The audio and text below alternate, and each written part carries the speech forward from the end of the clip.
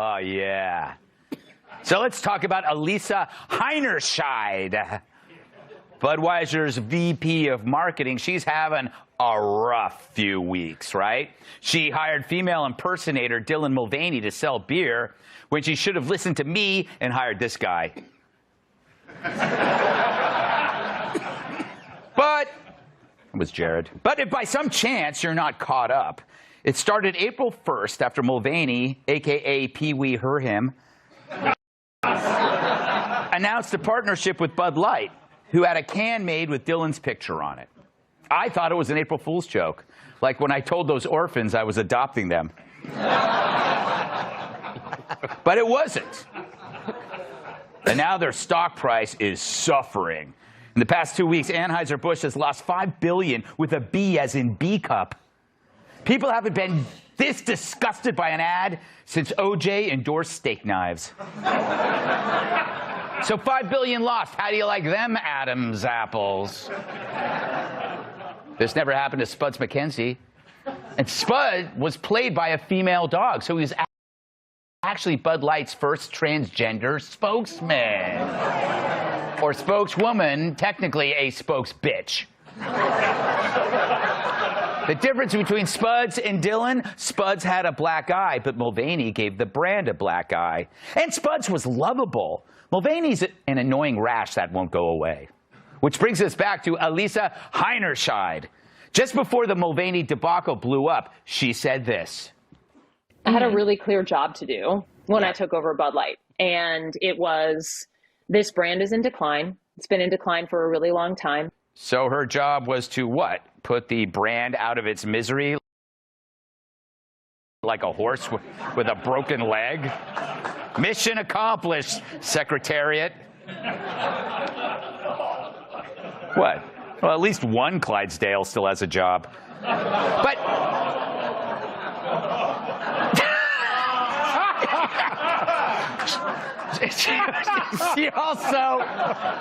she also said this. Oh, take me now. Bud Light had been kind of a brand of fratty, kind of out of touch humor, and it was really important that we had another approach.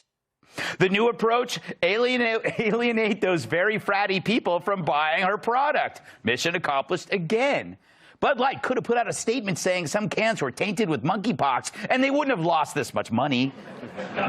Instead, they found a joker who wears sports bras in bubble baths. I'm sorry, frat boys hardly ever wear sports bras in the tub, even when I offer them an extra 20 bucks. Hell, Bud, why not finish the job and hire Meghan Markle to be the king of beers? And now Bud's throwing their VP under the bus over the whole thing, blaming a low-level marketing staffer, claiming the bigwigs had no idea themselves. I haven't seen such desperate ass covering since Brian Stelter split his pants at the Golden Corral. Big fat butt. But it gets better. The Daily Caller did some digging, and apparently Heinerscheid is an expert when it comes to fratty behavior. Check out these pictures from 2006 on our now-deleted Facebook page. Here she is getting fratty with some Rolling Rock, which might even be frattier than Bud Light. And I suspect there was some fratty behavior leading up to this snapshot. Yeah, hashtag fratty as. And here's Heinerscheid blowing up a condom like a balloon, which is how I got fired from being a birthday party clown. Fratty or not fratty, I don't know. And whatever's going on here, that's what Dylan Mulvaney thinks he looks like. But really, all that stuff is fine. She was a college student at the time. So what? Hell, the name Heinerscheid even sounds like a German beer. She was just having fun. The problem is that now, as a woke, sanctimonious, creative, performing her woke duties, she decided to poop on more parties than Joe Biden in a bouncy castle. Fact is, she was once one of the fun people that she's now turning her back on. And now Bud Light sales are plummeting like a hot air balloon carrying the cast of The View. So, applauding the death of The View. You guys. But look, I'm almost over this story, but not quite. I actually feel a little bad for Dylan. There's nothing worse than becoming a story during a slow news cycle. And I bet the decision to hire her was just some dopey kid out of college who thought it would be cool to throw some trans into the faces of these fat old white beer drinkers. And if you don't like it, you got to be bigoted. But if you tell millions of people that your product isn't intended for them anymore, what do you think is going to happen? They'd rather chug water from Don Lemon's hot tub. Yeah. And only woke sheep like drones would think it's wise to insert a lecture into a party beverage. And so Bud paid for it, something companies should consider the next time they weigh throwing their consumers under the woke bus. People will see through it. They no longer care if you think it's transphobic to criticize a company that openly insults you. And it's not transphobic to mock the worst spokesperson since Bill Cosby tried to sell us Jell-O PM. Wow. Yeah, Jell-O PM. Again. In fact, if you held back your criticism because the person is trans, then really isn't that textbook transphobia? It means you're scared to speak your mind to them, which is exactly what the woke want. Let's welcome tonight's guest. Budweiser paid him 6 figures to stay away from their products. Comedian and co-host of the Jim Norton and Sam Roberts Show on SiriusXM, Jim Norton. He's on a 12-step program to give up crumpets. Fox News contributor Douglas Murray. She gets hate mail from carbs. Fox News contributor Kat Timpf. And finally, his ring size is hula hoop. My massive sidekick in the NWA World Heavyweight Champion, Tyrus.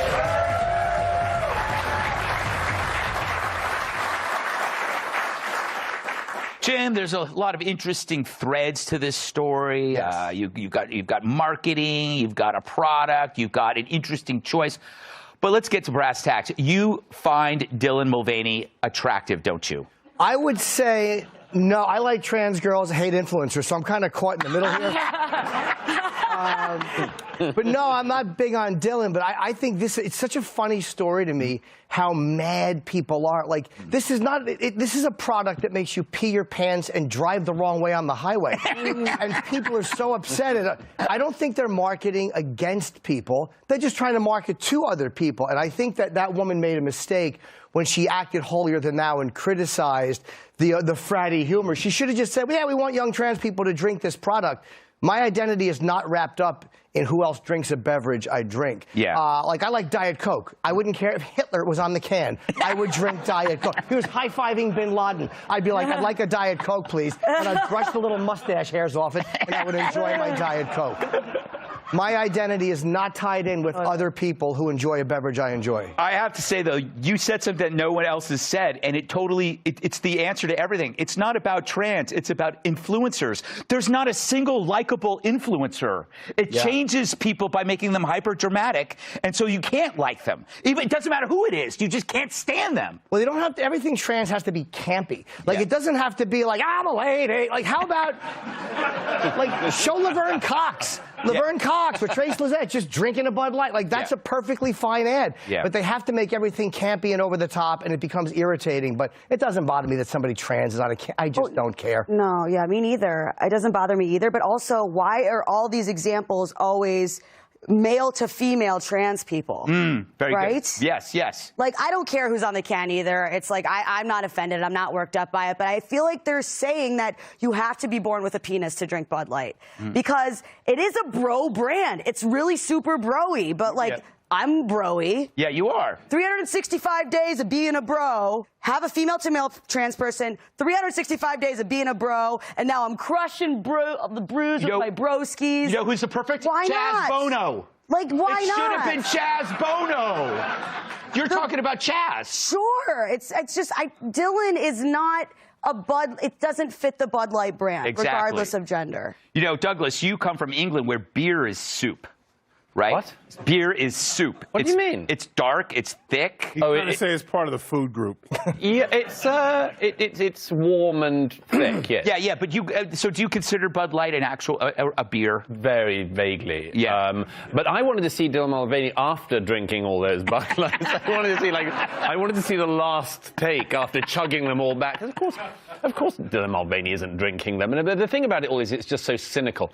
It's just the thing about woke corporations and things. It's just the cynicism most of us don't like. I don't care what anyone drinks. I don't care if Bud Light want to try to make more trans people alcoholics, whatever they want to do their brand. But what I mind about it is just this idea that you've got to have things forced in your face. It's what makes most films and things kind of unwatchable. As this kind of, you will accept the ideas we're putting on you. You better love it. You better stand up and clap with a tear in your eye. Exactly. Yeah. Dylan Mulvaney is just like this season's what's the Kardashian? Kim? No, the only one who wasn't famous for being a woman who became a woman. Oh, Caitlyn? Yeah, Caitlyn Jenner. Yeah, it's like Dylan Mulvaney is this season's Caitlyn Jenner. How Do you dare remember? you? No, remember Caitlyn is an actual hero. The point is, and would be a more plausible Bud Light drinker. Yes. But you know Caitlyn could put it back. But you remember, of course. You mean drink a lot? Yes. Drink, yeah. But remember, Crush the beer. Caitlyn could drink a Bud Light and crush it on, and then go just and a roar. Yeah. But the point is that there was that season where it just won everything. Yeah. Like sports personality, woman of the year, glamour person of the year, and it's the same for this guy at the moment. It's just too much. It's on everything. She's annoying. We don't need her on everything. It bothers me too, Tyrus, because the more we talk about Dylan, the less we talk about the Canadian shop teacher. Well, it's the same thing. It's the same. No, because you can't talk about the same thing twice. Yeah. Because I'm different. I am offended. Yeah. That Dylan's on the can for one reason. He's not representing trans women. He's not. He's a performance actor. He's in woman face. That's like you trying to tell me it's cool if someone painted their face black and put them on the face of the can of Bud Light and tell me, well, he's representing black. No, it's not. I am offended. Women should be offended. Men should be offended. These are our mothers that are being made fun of. Like we're stupid. Women are stupid and dumb and bubbly. That's not a trans woman. That's not Caitlyn Jenner. Caitlyn Jenner lives her life as a woman and not at the expense of other women. Yeah. She just wants to privately be who she wants to be. And she has every right to do that. And I will drink a keg of beer with Caitlyn Jenner anytime, any place. But this is blackface and it's wrong. There you go.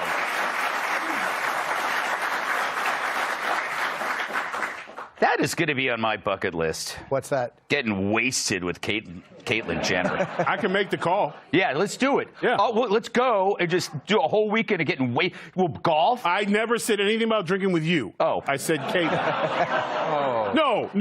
unnecessary. Because he talks and he does 20 minutes of, should I go? Should I stay? Should I go? Does my driver like me? Does he not like me? I can't do that again. All right. Cat knows. Up next, equity, they applaud.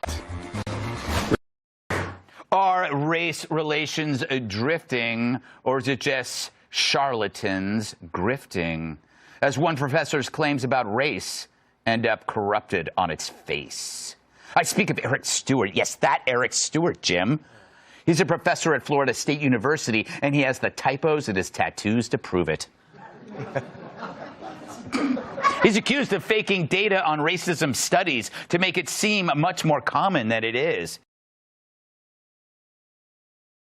And now he's had 6 of his research papers retracted after his partner in one of the studies blew the whistle.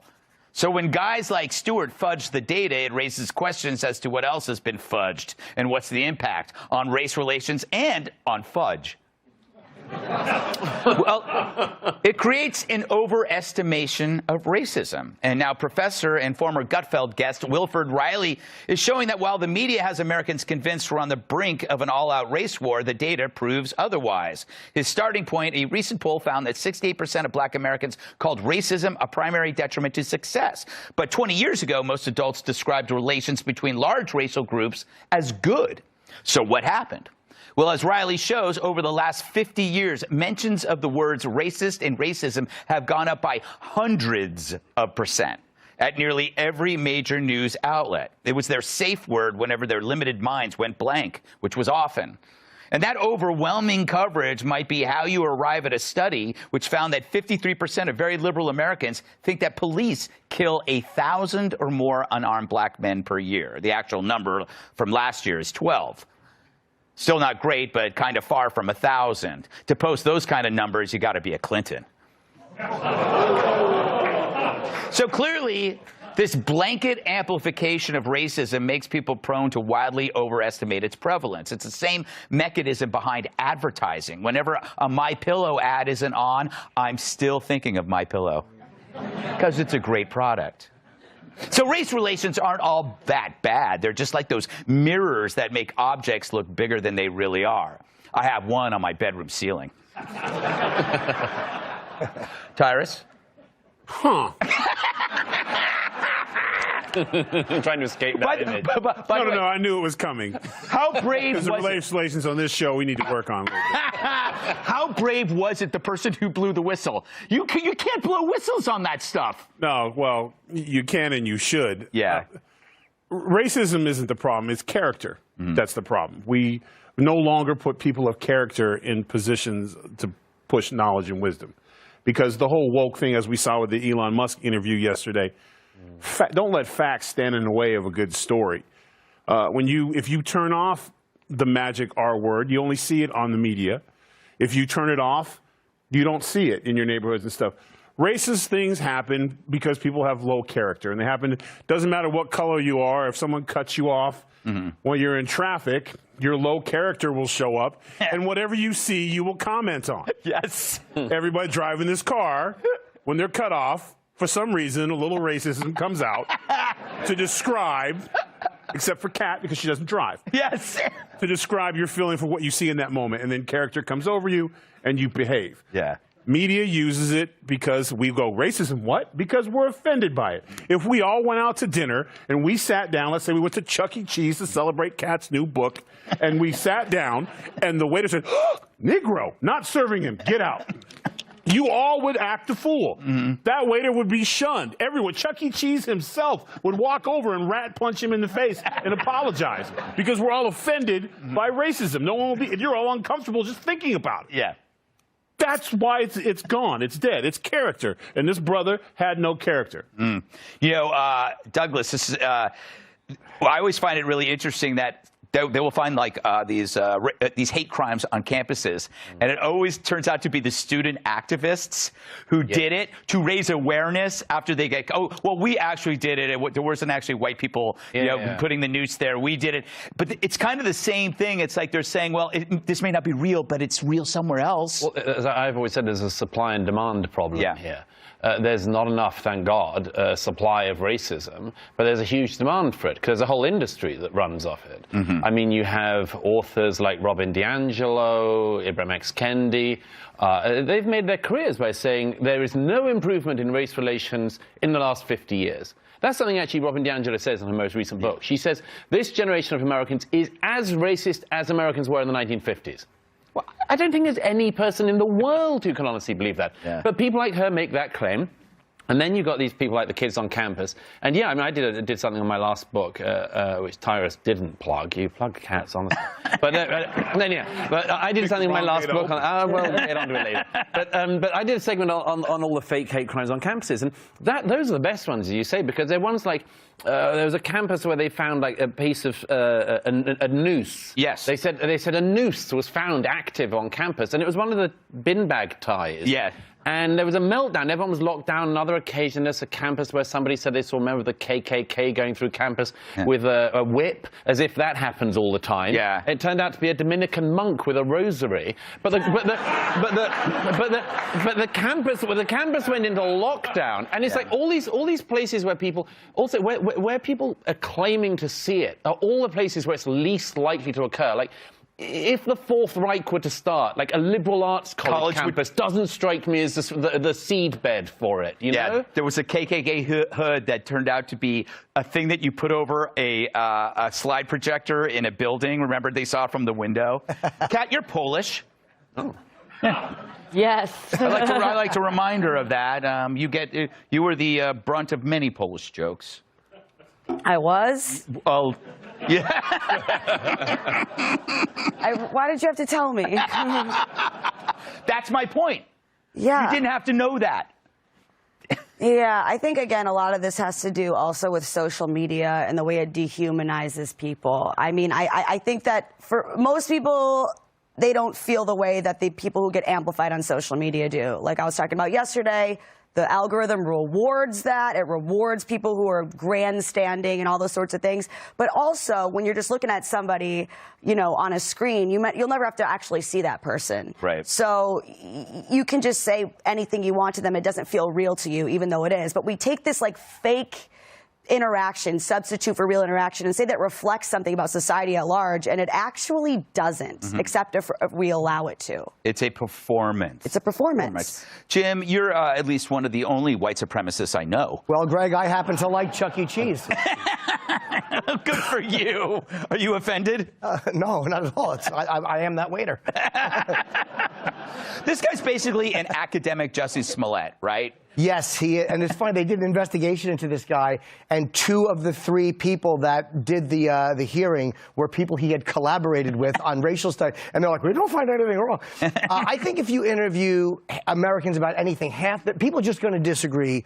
Like if you ask Americans about kittens, 50% of them are going to say, kittens suck, they claw your balls, which is ironically why I like kittens. But I think that you're right about social media. It's where you can argue anonymously, too. Like there's no penalty for saying things. And I don't know if the performance is on social media or if that's the real ugly people we are and the performance is being polite in person. Ooh. So I don't even give us the pass that, like, oh, gee whiz, we're not like that. No, I think that deep down we're argumentative garbage and we just fake it because nobody wants to say like that in front of a guy like Tyrus who will knock his teeth out. But on social media, they're safe to say it. I think that's people letting out a lot of their truth. Terrible thing to say, Jim. Terrible thing. What, that we are performing in real life and not? Yeah. Yes. That's unfortunate, but I think that's the truth. Well, you know what? Tonight at our meeting up in the field, you're not lighting the cross. Look, I'm just, right? I have a projection machine cover. That's all I have. Can I light it? I'll tie you all up to it. Well, that sounds good. Barbecue. Up next, it's a Martian station with 5-star accommodations.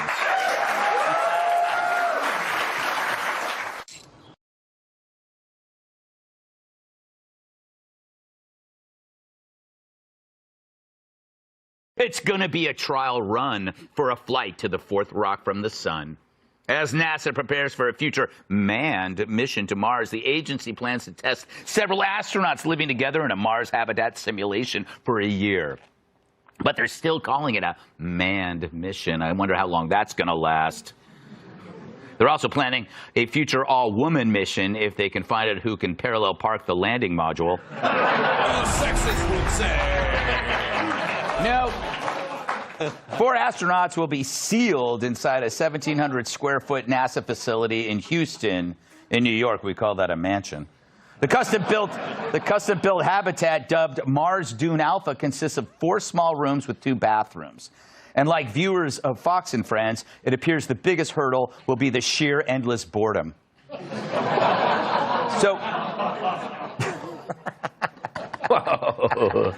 So to keep these planetary playhouse pioneers busy, there's a gym, a greenhouse, and even, get this, a brick-making machine. What? Which is what my wife called me when I went on that vegan diet.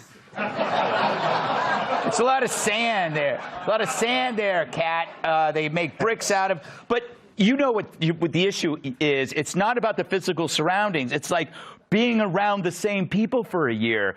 Who could you do this with? No. Right? Yeah, nobody. No, you know? No, especially because it's going to be strangers. So, like, they're not going to, like, send people who know each other. Well, I think there's not a lot of astronauts. They probably all know each other, right? Oh, yeah, they all, like, hang out and go to happy hour. There are astronaut bars and stuff. I think that what they should do, they're missing an opportunity to, like, make it a reality show. Like, they think they're just going to Mars, but actually their ex is there. Or they think they're just going to Mars, but like actually you have a son and he's here. Yeah. And he doesn't like that. We want to talk about why you left, the family all on this spaceship for a year. There's a lot that Bravo could do with this. Here, you know what would be hilarious? Oh my God, Douglas. Would it be great if this experiment, a year thing, completely mimics a trip to Mars because it is one, and they didn't tell them. But they do figure it out at the end. No, they don't, because they just think they just think it's a simulation, but they actually are going to Mars, and it's too late for them to leave. It's a brilliant plot. It is. It's a brilliant That's plot. a movie. That's not a reality. That's a movie. Call me, Hollywood. Yeah. Yep. Hollywood. I like, by the way, that when you said to Kat, who would you be able to be there with, there was a sort of look of longing in your eyes if you were hoping she was going to say, yeah, I could live with you for a year, Greg. And she didn't say that. I didn't say that. No, she didn't. No. But she didn't say anybody else, so there's still a chance. But is the bricklaying thing true? Yep. Yes, it is. Is that really regarded as an important activity to while away a year? I'll tell you why. Why? To build a wall around the other three you stuck with.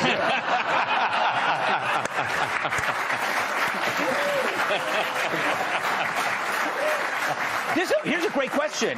MAGA. Brits have never gone to the moon, right? You guys don't even have astronauts. Do you guys have astronomy? You seem to know so little. I'm just going to lie. We go all the time. It's like more common than a bust. Yeah. Jim, Yes. would you ever do this? Yes. Because it's close to your life, really, right? Sure. I mean, I live in New York. I have a roommate. I've done this. Yes. No, I wouldn't. I think I would. But the thing is, you always know you have the safety of just kind of walking out if you have to. Right. I think it'd be funny if they did send them to Mars, but they don't have a way for them to get back. Yes. Well, isn't that going to be the essential plan? There is no way back. They think they're going to send you, and then hopefully the thinking will be by the time you get there, they will have built something that can actually get you back, which is very optimistic. Yeah, that really is. It's like when my parents dropped me off in the forest. No. Yes. It's nicer than what my parents did. They just found a van and said, get in. Sorry, that was uncalled for. Tyrus? Yeah, I'm not doing this. No. How do you poop? You know I have to ask. Come on. Yeah, of all the technologies, Greg, we ran out of time to put a toilet in, Greg. Listen, I don't know why you have to practice being alone. Just when you go to Mars, you're going to be alone. I hate to break it to you. There's nothing there. So there's no air, there's no water. I'd work on other things. Maybe try to get some gills put in on them or something. But these simulated tests, I just think of the movie Dr. Frankenstein, where once you go in, the other guy's just banging on the door. Let me out. Okay, I did 15 minutes. Yeah. This guy's weird. It's a lot. It's a waste of money. Obviously, they're going to spend a lot of money. Go to the moon, go fly around, do something else. But like putting people in a box and videotaping it, cat's right. Unless their ex is showing up or their long-lost son or something, we're not going to watch it. The solution is to really send them to Mars. Yeah, you got to send them to Mars. Just none of the. Tell them it's a simulation. Send them to Mars. Most expensive practical joke of all time. Exactly. Yeah. And not even including the legal fees. Talk about the reveal. Talk about the reveal. You're filming it when they're. It's just like a show. They go. I'm Jim Lampley. Is he still around? I don't know. Hi, I'm Jim Lampley. We're going to tell them that they're actually going to Mars. And then they all. Yeah, but instead, they're going to Fallujah. Or Philadelphia. Yeah, I said Philadelphia. What's the problem? It's not like they're going to come driving over here. They don't even know where I am, I think. I should probably go to the next segment. Yeah. This is dying. Coming up, our guests peruse their local news. Coast with stories that matter most. You're watching Local News with 9-time Emmy Award winner Chet Van Jansen. And now, here's Chet.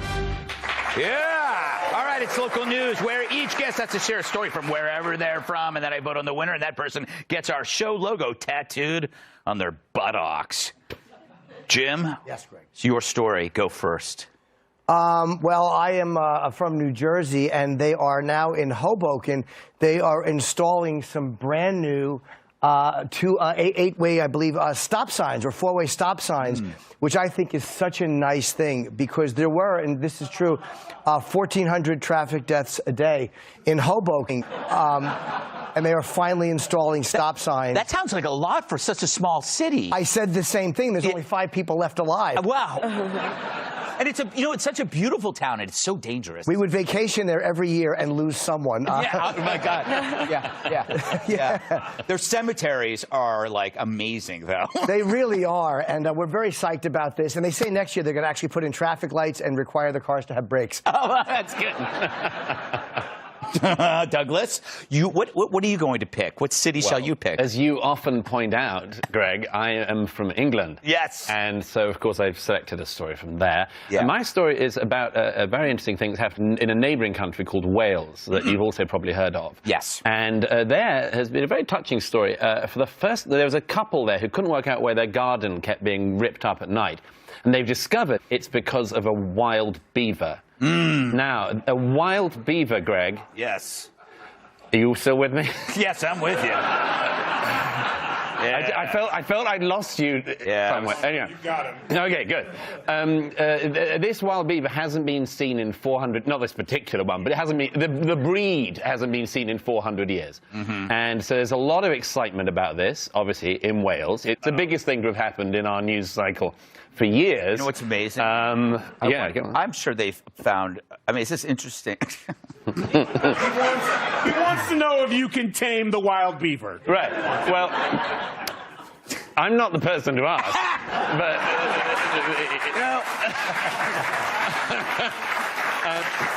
but you know what? Turns out you can find beavers in Wales. Yes, but there's a moral to the story that I want to stress this, which is there are quite a lot of people now on the right and left talking about rewilding. Rewilding is a fancy term for reintroducing species that haven't been around for quite a long time. And there are people advocating the return of the wolf. Yo. Now, I suggest if there's this much trouble from a wild beaver, don't reintroduce the wolf. Exactly. Don't do it. Yeah. It's like a fairy tale lesson, very early school lesson. But anyhow, wild beavers it is. Usually you got to go out to find your wild beaver. Tyrus. But in Wales, the wild beaver comes to you. Wild delivered. Anyway, what do you got? You're here for my sports update. Yeah, you know, my favorite wrestler successfully defended his World Heavyweight Championship last weekend. And apparently it made local news in Louisiana. So when I got the list today, it didn't seem too hard of a choice to pick.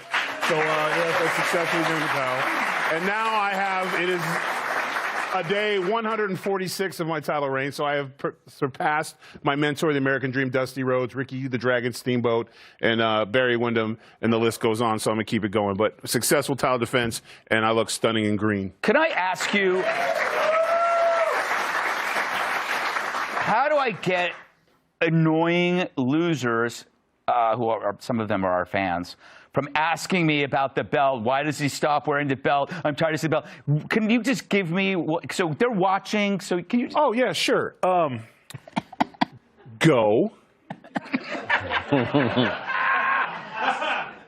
Yourself. There you go. All right, cats. Michigan. Yeah, what's happening there? I'll tell you what's happening. You know what was happening? What? There was a man in a Walmart, in the storeroom of the Walmart. Want to know why? Why? Because he was pretending to work there. Want to know why? Why? Because he was running from the cops. He was in a high-speed chase, and I guess got stuck, tired of driving. So he went to a Walmart and was like, I will just pretend to work at this Walmart. Nobody will know it's me. But they did. How do you pretend to work at a Walmart? I think he just put a vest on. Put a vest on? Yeah, he was trying to disguise himself as a Walmart worker. This is genius. Yep. Yeah, except for the part where he gets caught immediately. Yeah, but the thing is, always keep some kind of work vest. Like, okay, the clipboard thing. People ask me how this clipboard came around. I could walk into any club with this. I just go like this. It's your guest list. Yeah, it's guest list. It's guest list. I can walk into anywhere with a clipboard. It's just the clipboard gets you in, not with a little skull on it. But like, if you have like a work vest and you're getting chased, you just put the work vest in. You walk in. You pretend you're doing construction. I think that that you're supposed to try to disguise yourself before they know exactly where you are. You know, They already knew he was going into the Walmart. The disguise does you no good if they're like, they know exactly where you are. great story. Anyway, all right. You Well, win. up next, does leaving a party before it sours save you 48? Parties saves 2 days, Douglas. A study claims saying goodbye. I think it's called the Irish goodbye. Irish goodbye. Although I don't see Irish. But that will save you up to 2 days per year. You buy that? I'm not sure about this. I know people who do Irish goodbyes. I always find it a little bit disconcerting. They just leave. Yeah. Or they pretend they're just going to get something and you don't see them again. I don't like that. No, I mean, being British, of course, I always leave parties last because we can't believe our luck if there's a free bar. Right. It's like, what kind of fool laid that on and don't they realize? So everything. you always stay late until you've drunk everything there is, and then you You know what I'll do is I will stash bottles around the neighborhood. So when I leave, like if I'm leaving, I will actually take bottles with me, and then I'll just leave them in places to come back and get them later. You have a drunken treasure hunt? That is deeply concerning. Yeah. But if I could only find out where you stash them. Yes. I just, it's pretty. Nobody looks in bushes anymore. Tyrus, this is an interesting point. You could never leave unnoticed. Okay, I don't know nothing. I don't know nothing about Irish goodbye. Yeah. But all I know about black hellos. We show up 2 hours late just to say that we were there the whole time and leave when everyone else is leaving. So yeah. And Greg, you would be surprised. My ninja game is strong. Really? When I need to get out of something, I can disappear like that. Like what? Like that. So especially parties because I hate them. How do you get? What do you have a tip? Do you have a tip for getting out? Without... Yeah, I usually, where's the bathroom? And they'll point and I'll go the wrong direction. That's good. That's good. Oh, I left my money in the car. That's a good one. Or, hey, can my wife come? Then I don't have to go. She doesn't Jim, watch. We're good. Jim, I believe that this is actually the most marginal benefit to leaving parties early. If you leave parties early, you might not die. You might not knock somebody up. Yeah. You know? Well, yeah. But then having said that, if you leave early, you could get hit by a truck on the way home. I get out. I have the best. You never want to be rude. So what I'll do is I'll either start a small fire in the kitchen, or I'll fake a diarrhea emergency. Oh, yeah. Food poisoning is always good. Oh, yeah, yeah. And I'll start on the rug and then just walk out. I always bring a fresh carton of chocolate milk with me, just in case. It's like, I'm thirsty. Kill me backpack of alcohol and chocolate milk for your parties? So, Kat, what do you make of okay, what is the point of doing this? Like, this is a study because you could say, like, anytime you like skip something, you save time. Like this, it just dawned on me what a bunch of garbage this is. It's like, if you decide to leave work 15 minutes early, you will end up with 365 times, 15. It's like such garbage. If you run to things, you'll get there faster. Yes. No, I think for me, actually, this wouldn't even be true. I wouldn't save time because all of the time I spent, saying goodbye, if that's 2 days, it'd be way more time if I didn't say goodbye, just worrying about if people are mad at me not saying goodbye. That would add up to like 2.5 weeks. I think I'm pissed off about this story. That You fell for it. I fell for it. It's like you can apply, like whoever did this, you could do this with anything. With anything. Well, they said it's up to a 90-minute goodbye. Some people take 45 minutes, and other people, that's how they got to the 2 days. If you go to 25 parties a year, which none of us do, and take 90 minutes to say goodbye. That's true. That's another piece of crap here. Nobody goes to that many parties for you to save this 2 days. Who's researching this? Hang on. No, 25 parties. That's like 2 parties a month. Wait, yeah, That's a lot of parties. No, that's a lot of parties for me. I mean, I got 4 parties kids. a month. I'm not very popular, Douglas. You can come to some parties with me, Greg. Yeah, God knows what'll happen. Yeah, well. I'll be in the ER. You imagine trying to tell them that I fell on it.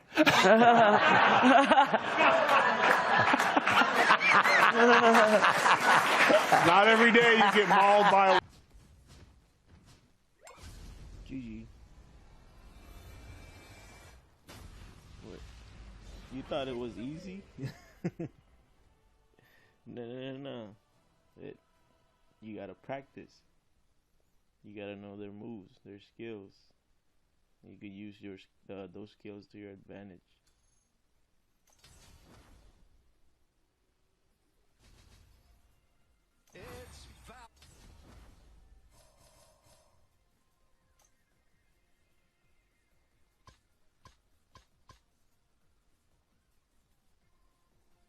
Wait, so Elsu wasn't a bot.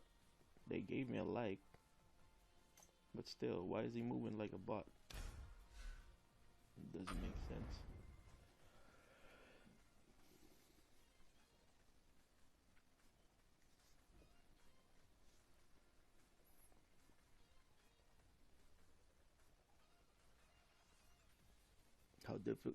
How difficult is it? Game have difficulty. Oh yeah. Before we forget, here the equipment, the enchantment.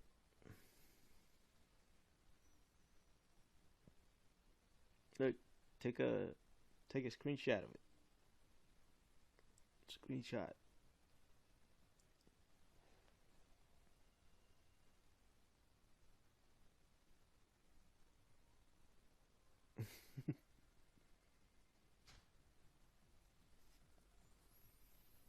You know what? I use L'Oreal again.